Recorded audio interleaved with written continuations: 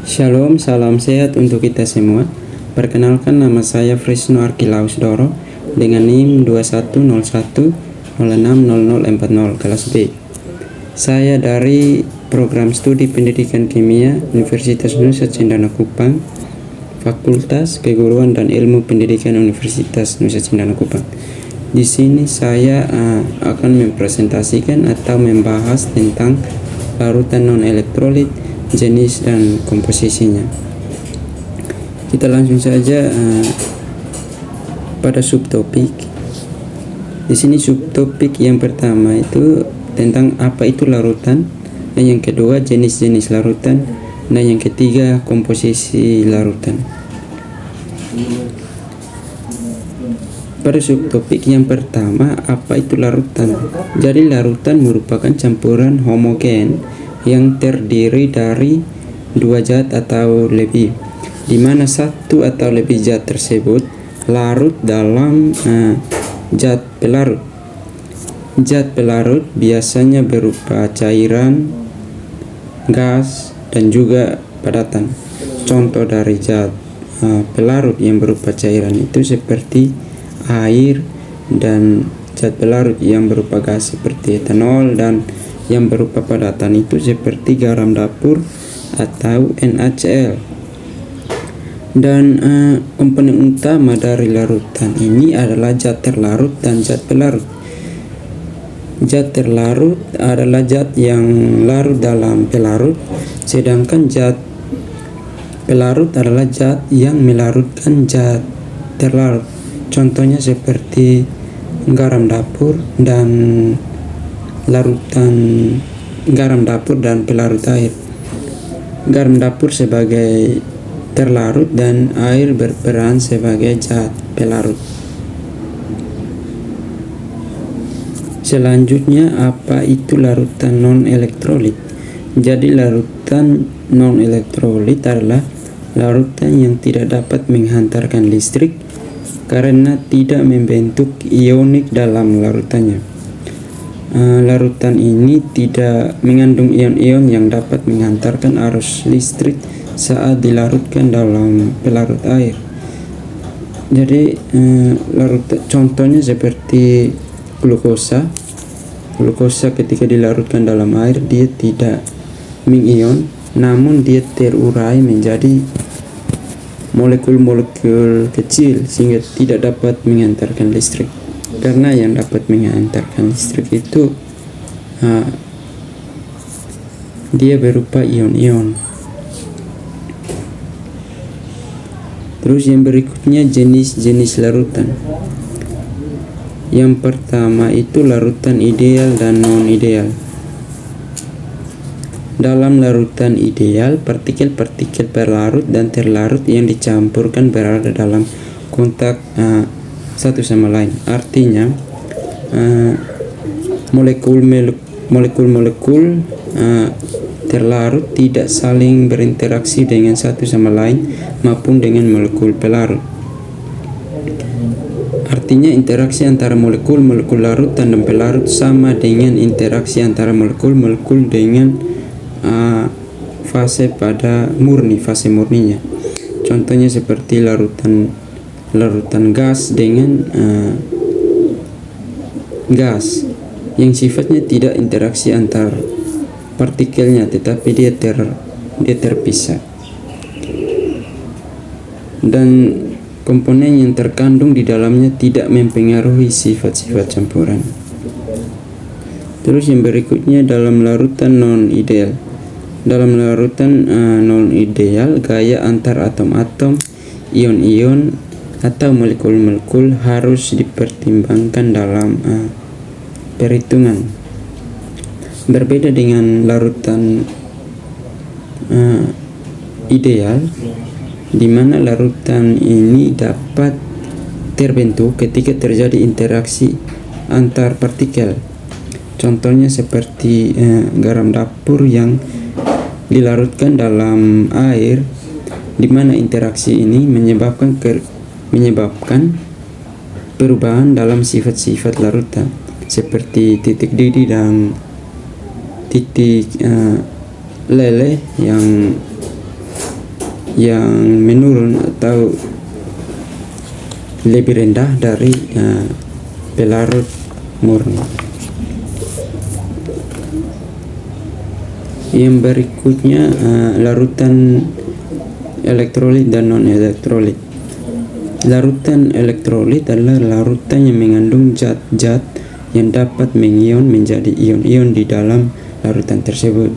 Jadi larutan elektrolit ini dia mengantarkan listrik atau dia dapat mengion pada larutan. Contohnya seperti garam dapur, dia akan mengion menjadi Na+ dan Cl- dalam larutan air. Dan yang berikutnya larutan non-elektrolit adalah larutan yang tidak mengandung ion-ion yang tidak dapat mengantarkan arus listrik. Jadi larutan non-elektrolit ini contohnya seperti glukosa. Ketika dia dilarutkan dalam pelarut air, dia tidak mengion, namun dia membentuk molekul-molekul kecil yang tidak dapat mengantarkan listrik.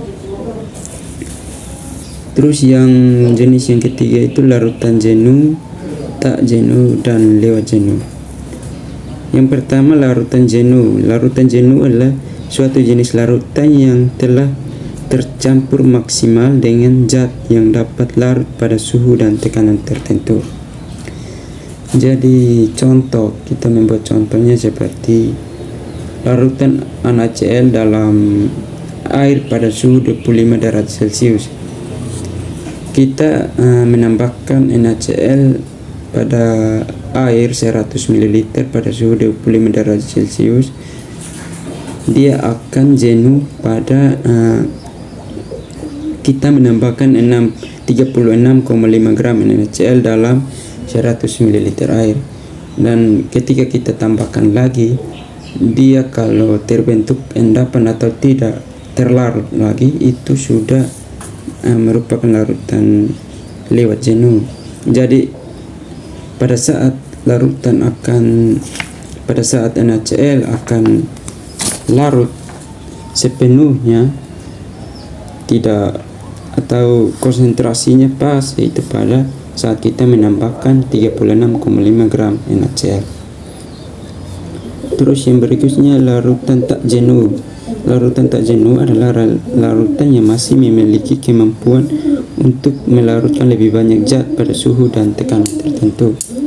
Jadi larutan tak jenuh ini contohnya seperti NaCl. Ketika kita tambahkan, itu konsentrasinya kurang dari larutan jenuh. Seperti tadi, di saat larutan jenuh NaCl pada suhu 25 derajat Celcius dengan volume air 100 ml itu 36,5, tetapi pada larutan tak jenuh ini dia kurang dari 36,5. Jadi dia masih mempunyai kemampuan untuk melarutkan zat pada suhu dan tekanan yang sama. Terus yang berikutnya larutan lewat jenuh adalah larutan yang telah tercampur dengan zat yang dapat larut melebihi jumlah maksimal yang dapat larut pada suhu dan tekanan tertentu. Jadi contoh dari larutan lewat jenuh seperti NaCl juga, ketika kita buat dalam 100 ml air, dia jenuhnya di 36,5 gram NaCl. Ketika kita menambahkan lebih dari 36,5, maka dia akan mengendap, dan endapan ini dia tidak akan terlarut pada suhu dan tekanan tertentu atau suhu 25 derajat Celcius. Jadi dengan melebihinya NaCl ini yang disebut larutan lewat jenuh. Di sini ada jenis-jenis larutan non-elektrolit, ada gula, etanol, urea, glukosa, dan lain-lainnya. Ini mereka tidak mengantarkan listrik dalam larutan. Jadi ini adalah jenis-jenis larutan non-elektrolit.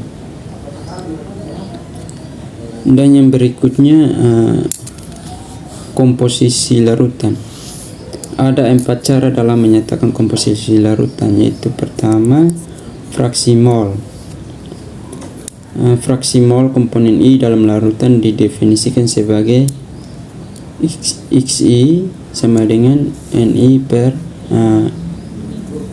Np, di mana Ni merupakan jumlah mol komponen I dan N merupakan menyatakan semua komponen dalam larutan. Dan dalam fraksi mol ini tidak mempunyai satuan. Jadi fraksi mol tidak mempunyai satuan. Yang berikutnya kemolaran. Konsentrasi komponen I dalam larutan Ci didefinisikan sebagai konsentrasi sama dengan jumlah mol komponen I per volume. Jadi di sini C sama dengan konsentrasi atau dia menyatakan konsentrasi, dan Ni atau jumlah mol komponen I, dan V sebagai volume larutan. Yang berikutnya kemolalan. Kemolalan terlarut B dinyatakan dengan Mb sama dengan Na per Wa sama dengan Nb per Na kali Ma, di mana Nb menyatakan mol terlarut B, Na menyatakan mol terlarut A, Wa menyatakan massa pelarut, dan Ma menyatakan massa molar pelarut. Dan dalam kemolalan ini satuannya adalah kilogram per mol. Itu umum dari satuannya. Yang berikutnya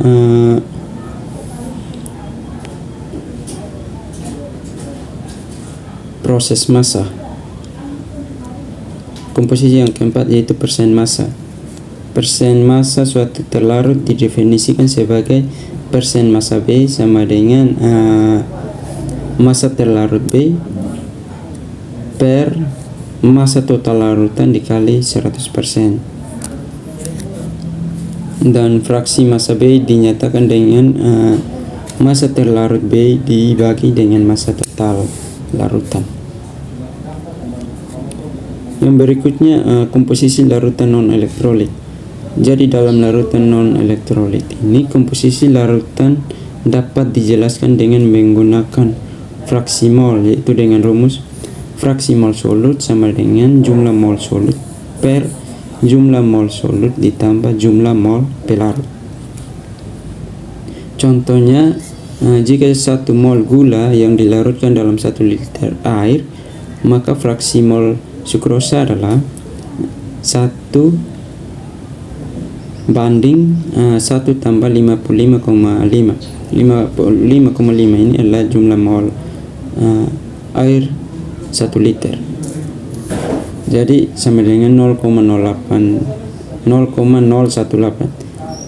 Artinya hanya 1,8% dari molekul dalam larutan adalah gula atau sukrosa, dan sisanya adalah molekul air atau molekul pelarut. Dan kita juga dapat menghitung konsentrasi massa dari solut dalam larutan non-elektrolit dengan menggunakan rumus konsentrasi massa sama dengan massa solut per massa larutan. Misalnya, jika 10 gram gula yang dilarutkan dalam 100 gram air atau 100 ml air, maka konsentrasi massa sukrosa dalam larutan adalah 10 berbanding 110. Dan hasilnya sama dengan 0,091 atau sekitar 9,1% massa dari gula, dan sisanya adalah persen massa dari air atau pelarut. Sekian penjelasan singkat saya mengenai larutan non elektrolit, komposisi, dan jenis-jenisnya. Dan jika ada kata-kata yang kurang tepat, saya mohon dimengerti, dan jika ada kata-kata yang kurang berkenan, saya mohon untuk dikenankan. Terima kasih.